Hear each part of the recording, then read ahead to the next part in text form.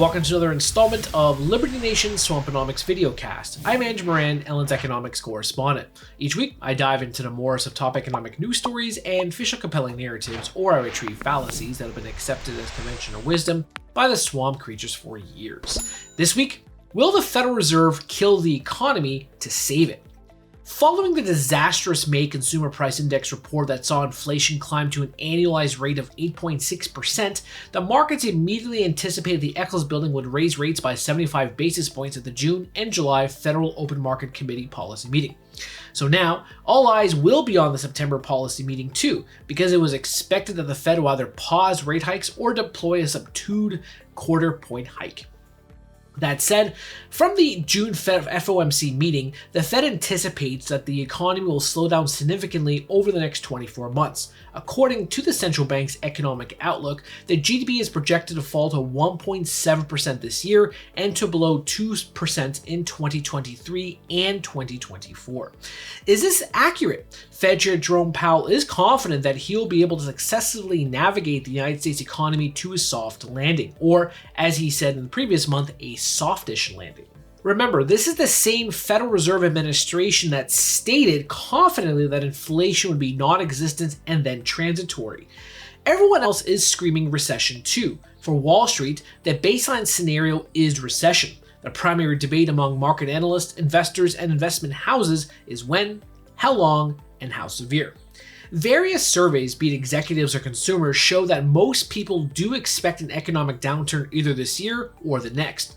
The Atlanta Fed Bank's GDP Now model suggests that second quarter growth will fall to 0%. This is down from the 1.9% expectation a few weeks ago. This is perhaps one of the most reliable GDP estimates since it's only off about few percentage basis points over or under. Since the US endured a 1.5% contraction rate in the first quarter, another negative reading will initiate a recession, the second one in about 2 years.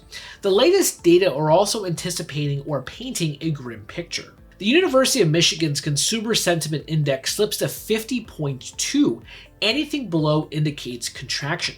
Retail sales tumbled 0.3% in May. U.S. housing starts plunged more than 14% in May.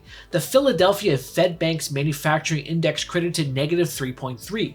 Industrial production expanded just 0.2% in May, while manufacturing output fell 0.1%. Initial jobless claims are well above 200,000, but it is the 4-week average, which eliminates week-to-week volatility, that has edged higher every week since the beginning of April. The personal savings rate cratered to 4.4%, while credit growth has soared. Americans' pandemic-era savings accumulation are being eaten alive by inflation.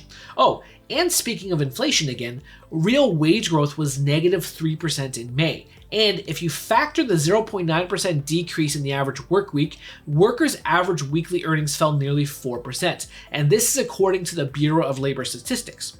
The Fed is trying to strike a fine balance to fight inflation without destroying the economy, but this fiddling around with the Fed funds rate will not do much other than ensure inflation remains elevated and the poor and middle class face financial pain in the form of higher interest rates. If Jerome Powell were serious about stopping inflation, he would saunter into the next FOMC meeting in the Eccles Building, light up a cigar, and pull the trigger on a triple-digit rate hike.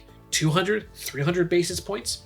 But who does this sound like? Why, none other than former Fed Chair Paul Volcker.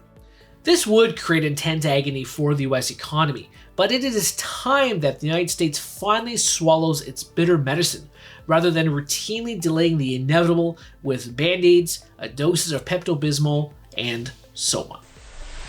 That's it for me this week. Please read my full Swamponomics column where I discuss the bear market, employment data, and Senator Rand Paul's balanced budgets.